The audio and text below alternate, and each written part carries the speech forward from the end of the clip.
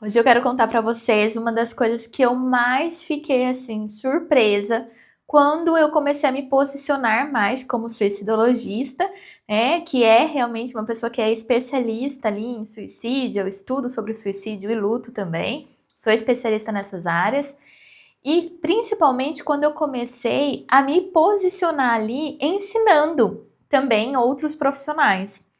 E é lógico que o tema suicídio já é um tabu, principalmente na nossa sociedade. Falar sobre isso ainda é repleto de muitos estigmas, né? As pessoas, em alguns momentos, associam com questões espirituais, religiosas, como falta de Deus, como depressão sendo frescura. Ainda há, né, esses estigmas, por mais que muito já se foi quebrado aí ao longo do tempo, principalmente a nível de saúde mental, pós-pandemia, né, com esse boom de psicólogos que teve no nosso país.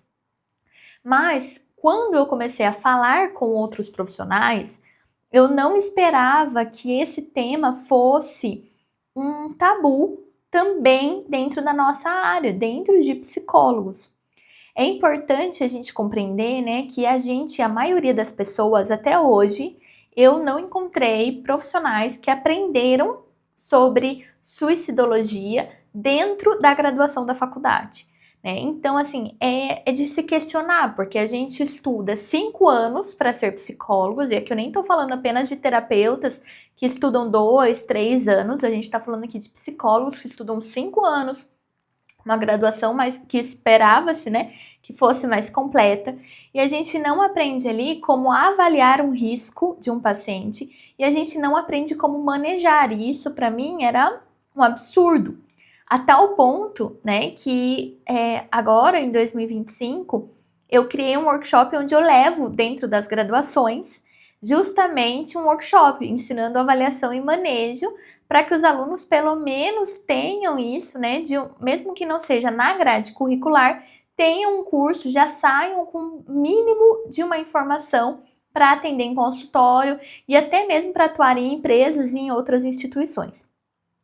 Mas uma coisa que me chamou muito a atenção, que quando eu comecei a falar, né, com os psicólogos, eu comecei a perceber muito esse estigma dentro da nossa própria profissão.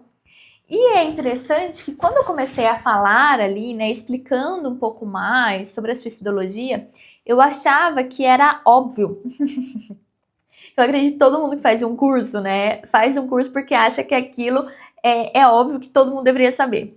E quando eu fiz a formação Arte de Cuidar, Suicidologia e Prevenção, eu tinha certeza, né, que ela ia arrebentar de vendas, assim, nesse sentido, né? Por quê? Porque eu falei assim, olha, ninguém teve isso na faculdade, a gente precisa aprender, é difícil encontrar, né, profissionais que ensinem uma avaliação e um manejo de forma até mais prática também, para que a gente consiga fazer essa primeira avaliação, até quem trabalha num CAPS, até quem trabalha em hospitais, né, saber fazer um manejo mais rápido. E a gente não teve na faculdade, falei, as pessoas estão sedentas disso. Aí abri a formação.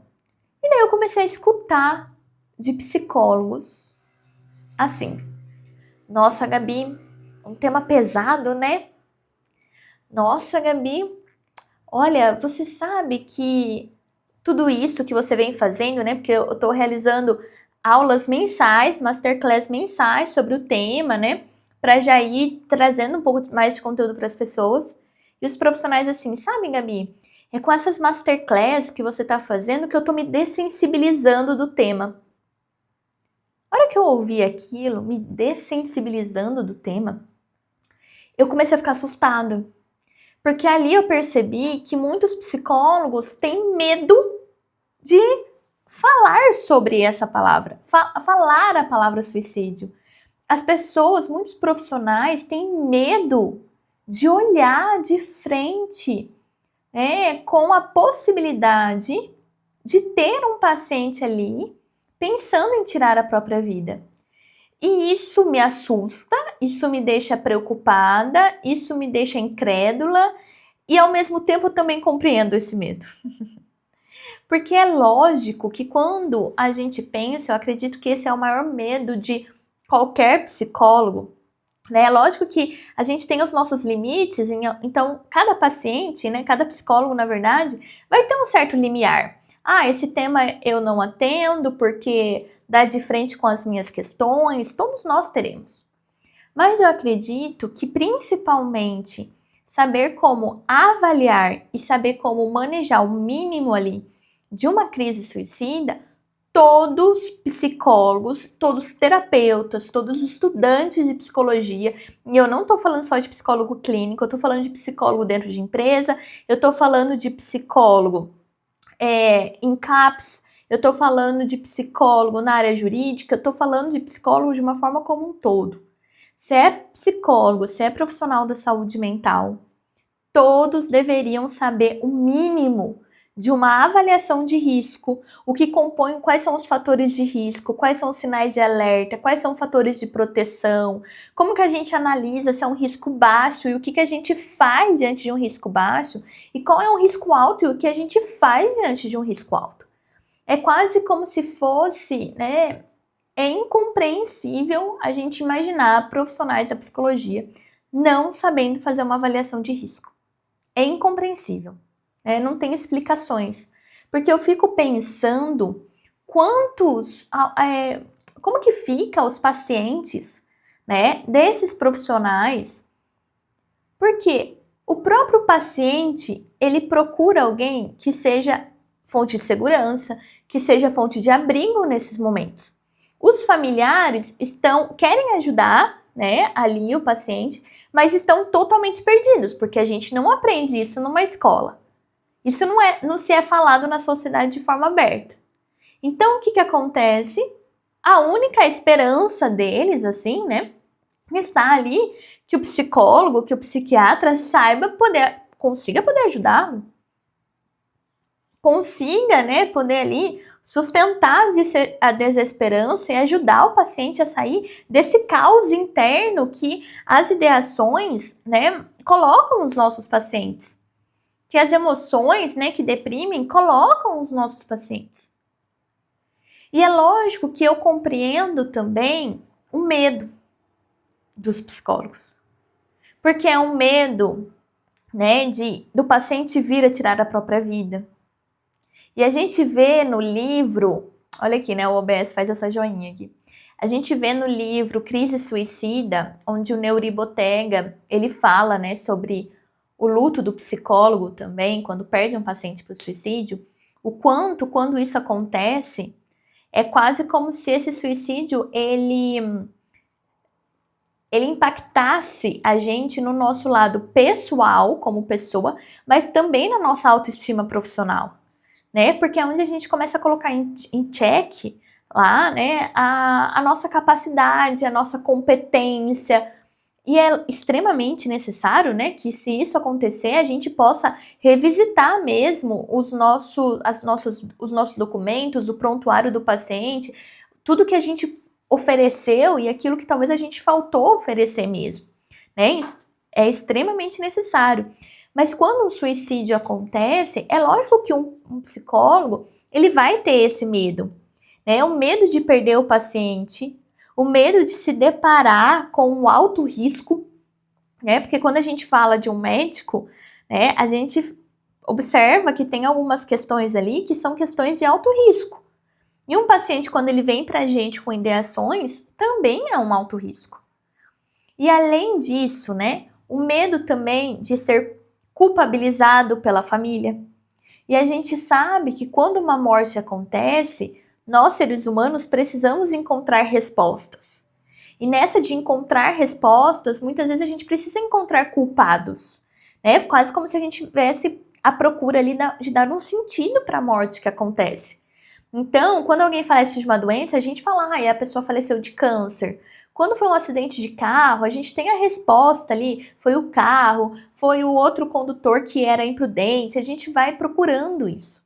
Mas e quando um suicídio acontece? Quem é o culpado? Né? E a gente fala que não há culpados quando o suicídio acontece.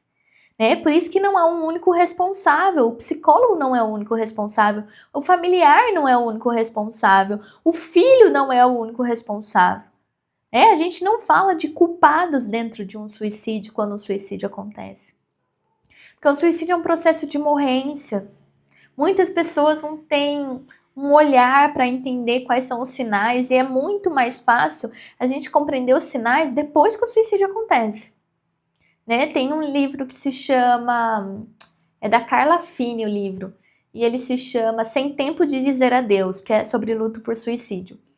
E ela traz ali vários relatos de familiares, de pessoas que perderam entes queridos por suicídio. E ela, inclusive, né, que perde o marido. E ela traz, né, é muito mais fácil a gente identificar sinais depois que o suicídio acontece, mas não antes. E fora isso, também há momentos, há suicídios que não foram apresentados mesmo sinais. Então, como que a pessoa lida com a culpa nesse caso? Né? Isso daria um outro vídeo praticamente. Então, os psicólogos, sim, têm medo de perder o próprio paciente, têm medo de atender a alto risco, têm medo, né, de ser culpabilizado pelos familiares, porque os familiares vão, né, tem essa necessidade mesmo que todo ser humano tem de procurar a culpa. Além disso, né, a gente pode ver aqui no sentido da culpa, a gente consegue até ver o quanto a própria mídia às vezes favorece isso, né, com séries, às vezes um noticiário como é feito, a pessoa tirou a própria vida após uma discussão com o namorado, após bullying na escola, quase como se estivesse procurando uma única causa. E suicídio não tem uma única causa, é multifatorial. Por isso que não tem um único culpado. Além disso, né, medo de ser processados. Então, muitos psicólogos têm medo, né, de ser processado. Por isso que é, de fato, extremamente importante toda a parte de documentação, a gente deixar tudo registrado, né, as orientações familiares que a gente faz, a avaliação que a gente faz, o plano de segurança que a gente faz, a quebra de sigilo que a gente faz, a orientação, né, de não acesso aos métodos letais, tudo que a gente faz, até muitas vezes até prints mesmo, né? Se um paciente entra em contato com a gente, estando em crise, a gente pode deixar tudo documentado, isso é muito importante. Pode, não deve, né? Até mesmo porque em caso, né, de investigação mesmo, aquilo que não é documentado não aconteceu. Essa é a lógica.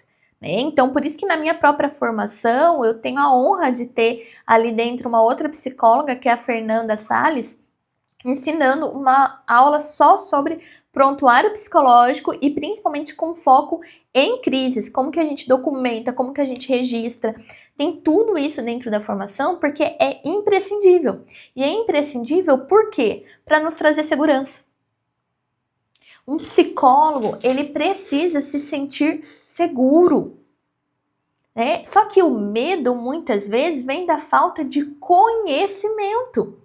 Por isso que muitos psicólogos têm medo, se assustam, fingem que esse assunto não existe. Eu até escutei uma vez, Gabi, eu não preciso me preparar, não preciso fazer a formação, porque os meus casos são casos leves.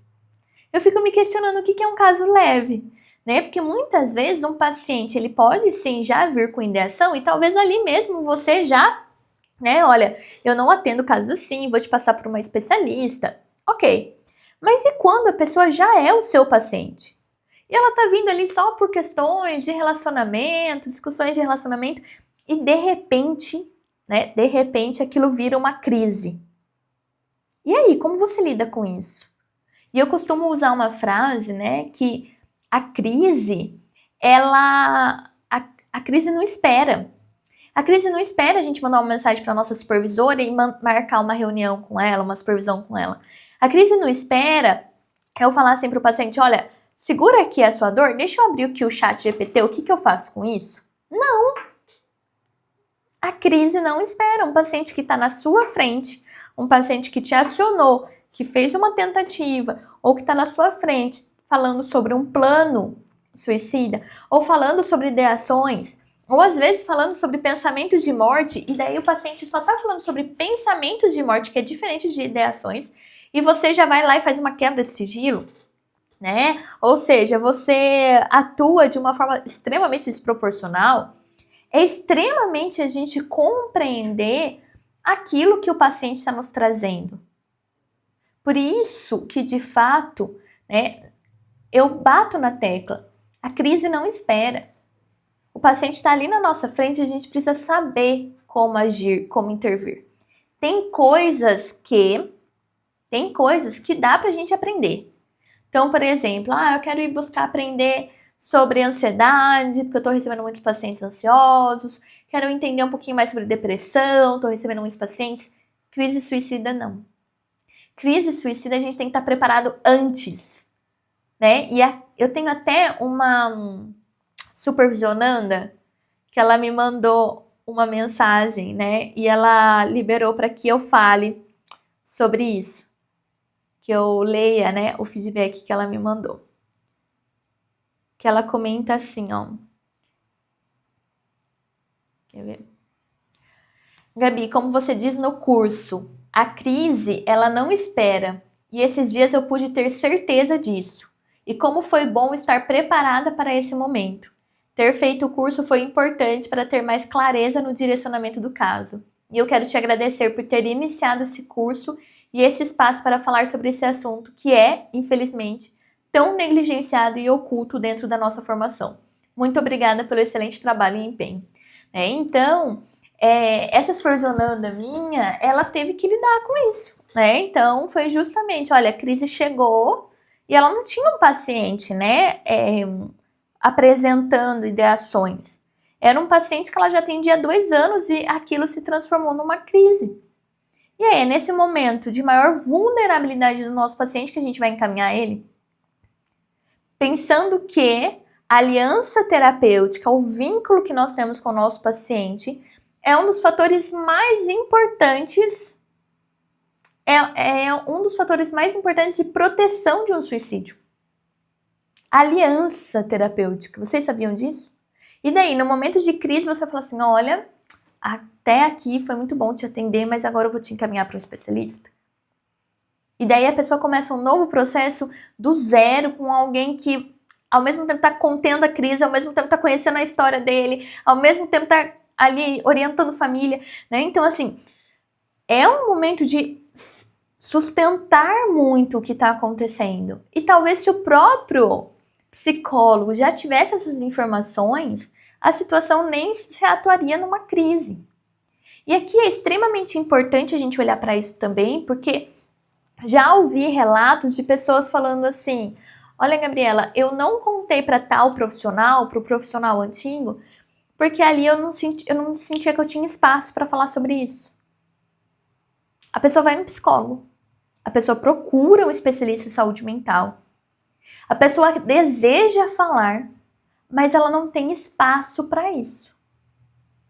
Porque diante do medo dos profissionais, o que acaba acontecendo? Muitas vezes o paciente fala, deixa escapar uma simples fala, um simples sinal de alerta, mas se é um profissional que está com sono, que está desatento, que não está presente no momento, ou que não tem informação do que é um sinal de alerta, isso passa despercebido. E, gente, o paciente sente. O paciente é esperto, o paciente é atento. Ele sabe quando o psicólogo não está ali presente para ele. Ele sabe.